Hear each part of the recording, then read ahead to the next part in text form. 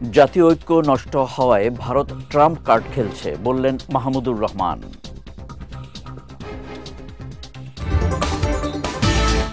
এবং চট্টগ্রামে পৃথক অভিযানে বিপুল পরিমাণ মাদকসহ গ্রেফতার ৩।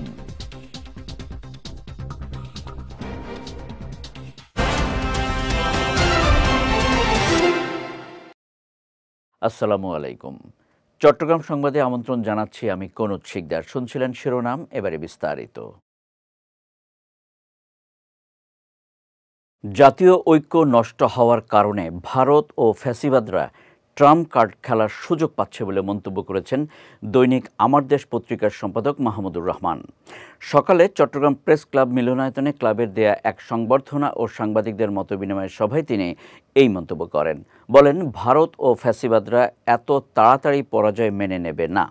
গত ৫ মাস ধরে ভারত একের পর এক ট্রাম্প কার্ড খেলছে উল্লেখ করে তিনি আরও বলেন, সবশেষ তারা প্রধান উপদেষ্টার ভুয়া পদত্যাগপত্র সোশ্যাল মিডিয়ায় ভাইরাল করার চেষ্টা করেছে। চট্টগ্রাম প্রেস ক্লাবের সদস্য সচিব জাহিদুল করিম কোচির সভাপতিত্বে অনুষ্ঠানে জাতীয় প্রেস ক্লাবের সাবেক সাধারণ সম্পাদক সৈয়দ আফদাল আহমেদ, বাংলাদেশ সাংবাদিক কল্যাণ ট্রাস্টের ব্যবস্থাপনা পরিচালক মোহাম্মদ আবদুল্লাহ সহ অনেকে উপস্থিত ছিলেন। আমাদের যে ঐক্যটা গড়ে উঠেছিল 5ই আগস্টে, সেই ঐক্যটা কিন্তু গত 5 মাসে কমে গেছে এবং এই ঐক্যতে চির ধরার কারণেই ভারতীয় সাম্রাজ্যবাদ একের পর এক কার্ড খেলার সাহস পাচ্ছে। আমরা যদি 5ই আগস্টের ঐক্য ধরে রাখতে পারতাম, আপনাদেরকে আমি নিশ্চিতভাবে বলতে পারি ভারত এতদিনে সারেন্ডার করত, ভারত মেনে নিত, বাংলাদেশের পরিবর্তন মেনে নিত। চট্টগ্রামে পৃথক ৩টি অভিযান চালিয়ে ৩১৫ গ্রাম ক্রিস্টাল মেথ, ৯৪ গ্রাম হেরোইন এবং ১৫ কেজি গাঁজা সহ ৩ কারবারিকে গ্রেফতার করেছে র্যাব। গতকাল নগরীর চাঁদগাঁও থানার রাহাত্তারপুল, সোনাপুকুর পাড়, কোতোয়ালি থানার গোয়ালপাড়া এবং ঢাকা চট্টগ্রাম মহাসড়কের রামপুর এলাকা থেকে তাদের গ্রেফতার করা হয়। সকালে এক প্রেস বিজ্ঞপ্তিতে বিষয়টি নিশ্চিত করেন র্যাব ৭ চট্টগ্রামের সহকারী পরিচালক ARM মোজাফফর হোসেন। তিনি জানান, গ্রেফতারকৃতদের কাছ থেকে জব্দকৃত মাদকদ্রব্যের আনুমানিক বাজার মূল্য প্রায় ৫০ লাখ টাকা। প্রাথমিক জিজ্ঞাসাবাদে গ্রেফতারকৃতরা দীর্ঘদিন ধরে এসব মাদকদ্রব্য কক্সবাজার, রাজশাহী এবং কুমিল্লা জেলার সীমান্তবর্তী এলাকা থেকে সংগ্রহ করে চট্টগ্রামের বিভিন্ন এলাকায় বিক্রি করে আসছিল বলে স্বীকার করেছে বলেও জানান তিনি। পরে তাদের সংশ্লিষ্ট থানায় হস্তান্তর করা হয়। চট্টগ্রামে বইপ্রেমীদের জন্য উদ্বোধন করা হয়েছে বুক এক্সচেঞ্জ কর্নার। সকালে ক্লিন বাংলাদেশের উদ্যোগে চট্টগ্রাম সিটি কর্পোরেশনের সহযোগিতায় নগরীর জামাল খান খাস্তগীর স্কুলের সামনে এর উদ্বোধন করা হয়। প্রধান অতিথি হিসেবে বুক এক্সচেঞ্জ কর্নারের উদ্বোধন করেন চট্টগ্রাম সিটি কর্পোরেশনের মেয়র ডাক্তার শাহাদাত হোসেন। এ সময় এই উদ্যোগ বইপ্রেমীদের মধ্যে পাঠচর্চার নতুন দিগন্ত উন্মোচন করবে বলে মন্তব্য করেন সিটি মেয়র। এছাড়া বই পড়ার প্রতি ভালোবাসা ছড়িয়ে দিতে এই উদ্যোগ নগরবাসীর মধ্যে দারুণ সাড়া ফেলবে বলেও আশা প্রকাশ করেন তিনি। অনুষ্ঠানে ক্লিন বাংলাদেশের প্রতিষ্ঠাতা শওকাত হোসেন জনি, অন্তমিল প্রকাশনের তানভীর রিসাত, জসিমউদ্দিন চৌধুরী সহ ক্লিন বাংলাদেশের কর্মীরা উপস্থিত ছিলেন। চট্টগ্রামের সাতকানিয়া উপজেলার বাজালিয়া ইউনিয়নে সেনাবাহিনী ও NSI এর যৌথ অভিযানে সাঙ্গু নদী থেকে অবৈধভাবে বালু উত্তোলনের সময় ড্রেজার মেশিন সহ একজনকে আটক করেছে সেনাবাহিনী। ভোরে উপজেলার বাজালিয়া ইউনিয়নের ১ নম্বর ওয়ার্ড বোরবাজার এলাকায় এই যৌথ অভিযান চালানো হয়। সাতকানিয়া সেনা ক্যাম্প জানায়, অভিযানে একটি ড্রেজার মেশিন ও ২৫০ ফুট পাইপ জব্দ করা হয়। এ সময় জনস্বার্থে এই অভিযান অব্যাহত থাকবে বলেও জানানো হয়। কক্সবাজারের টেকনাফে অভিযান চালিয়ে অপহৃত ১৫ জনকে উদ্ধারসহ ২ অপহরণকারীকে গ্রেফতার করেছে পুলিশ। গতকাল বিকেলে উপজেলার বাহারছড়া ইউনিয়নের মধ্যম কচ্ছপিয়া এলাকার পাহাড়ি এলাকা থেকে তাদের উদ্ধার করা হয়। উদ্ধারকৃতদের মধ্যে ৫ জন বাংলাদেশি নাগরিক এবং ১০ জন রোহিঙ্গা। এ সময় মোহাম্মদ হারুন ও নূর মোহাম্মদ নামে ২ অপহরণকারীকে গ্রেফতার করা হয়। বিষয়টি নিশ্চিত করে কক্সবাজারের পুলিশ সুপার মোহাম্মদ রহমতুল্লাহ জানান, গ্রেফতারকৃতরা সংঘবদ্ধ অপহরণ চক্রের সদস্য। চক্রটি দীর্ঘদিন ধরে বাংলাদেশি নাগরিক ও রোহিঙ্গাদের অপহরণ করে মুক্তিপণ আদায় করে আসছিল। এছাড়া টেকনাফের পাহাড়ে অপহরণ ও মানব পাচারের বিরুদ্ধে অভিযান অব্যাহত থাকবে বলেও জানিয়েছেন পুলিশ সুপার।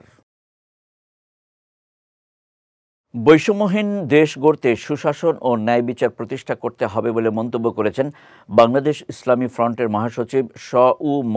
আব্দুস সামাদ।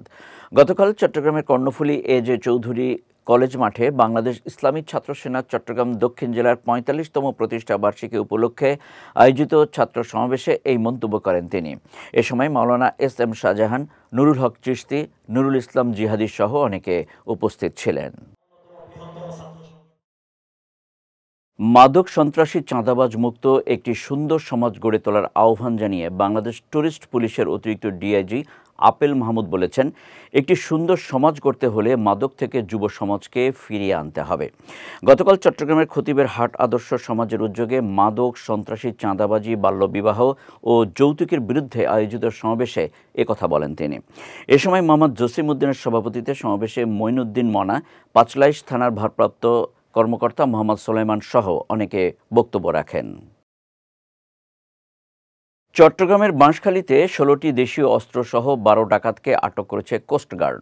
গতরাতে বাঁশখালীর বহির্নোঙর সংলগ্ন এলাকায় একটি ডাকাত দল ডাকাতির পরিকল্পনা করছে এমন সংবাদের ভিত্তিতে অভিযান চালানো হয়।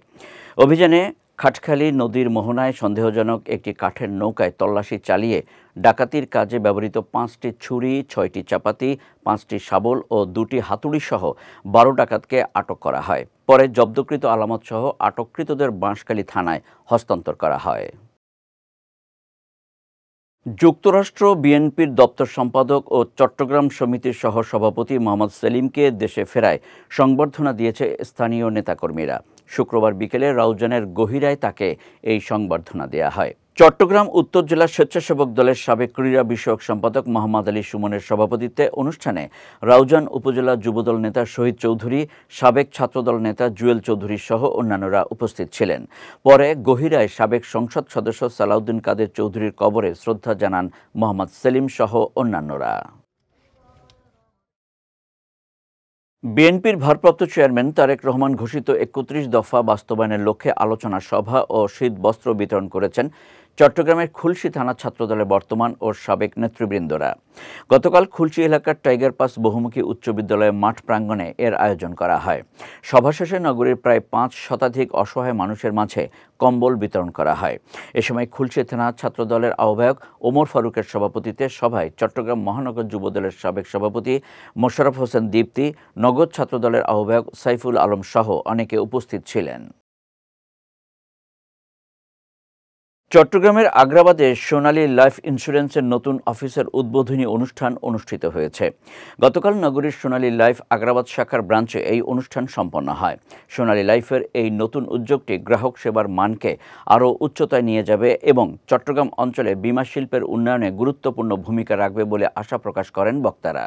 এছাড়া এই প্রশিক্ষণ কেন্দ্র চট্টগ্রাম অঞ্চলের সোনালী লাইফের মাঠকর্মীদের জন্য ব্যবসায়ের দক্ষতা উন্নয়নের একটি গুরুত্বপূর্ণ মাধ্যম হিসেবে কাজ করবে বলেও জানান তারা। অনুষ্ঠানে আগ্রাবাদ শাখার ব্রাঞ্চ ম্যানেজার মোহাম্মদ জসিমের সঞ্চালনায় এতে ভারপ্রাপ্ত মুখ্য নির্বাহী কর্মকর্তা রফিকুল ইসলাম, প্রতিষ্ঠানটির পরিচালক শেখ মোহাম্মদ ড্যানিয়েল সহ অনেকে উপস্থিত ছিলেন। চট্টগ্রামের দোহাজারীতে মরহুম সিরাজুল ইসলামের স্মরণে টেপ টেনিস ক্রিকেট টুর্নামেন্টের উদ্বোধন করা হয়েছে। গতকাল বিকেলে দোহাজারী পৌরসভার জামিজুরি মোহামেডানের আয়োজনে টুর্নামেন্টের উদ্বোধন করেন টোটাল গ্রুপের পরিচালক নাফিজ ইসলাম। দোহাজারী পৌরসভার ৬ নম্বর ওয়ার্ডের মোহাম্মদ নাসির উদ্দিনের সভাপতিত্বে অনুষ্ঠানে উপস্থিত ছিলেন আফসার উদ্দিন, কাজী আব্দুল মোমেন লাভলু সহ অনেকে। পরে দোহাজারী নতুন রেলওয়ে স্টেশন সংলগ্ন মাঠে উদ্বোধনী খেলায় চট্টগ্রাম কুলগাঁও সিক্সার্স একাদশকে ৬ উইকেটে হারিয়ে জয়লাভ করে দক্ষিণ হাসিমপুর শাপলা কুড়ি ক্রীড়া সংঘ। চট্টগ্রাম সংবাদ শেষ করার আগে শিরোনামগুলো দেখে নিচ্ছে আরও একবার।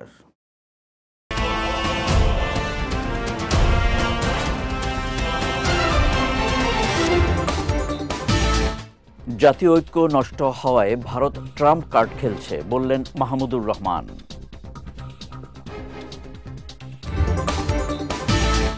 এবং চট্টগ্রামে পৃথক অভিযানে বিপুল পরিমাণ মাদকসহ গ্রেফতার ৩।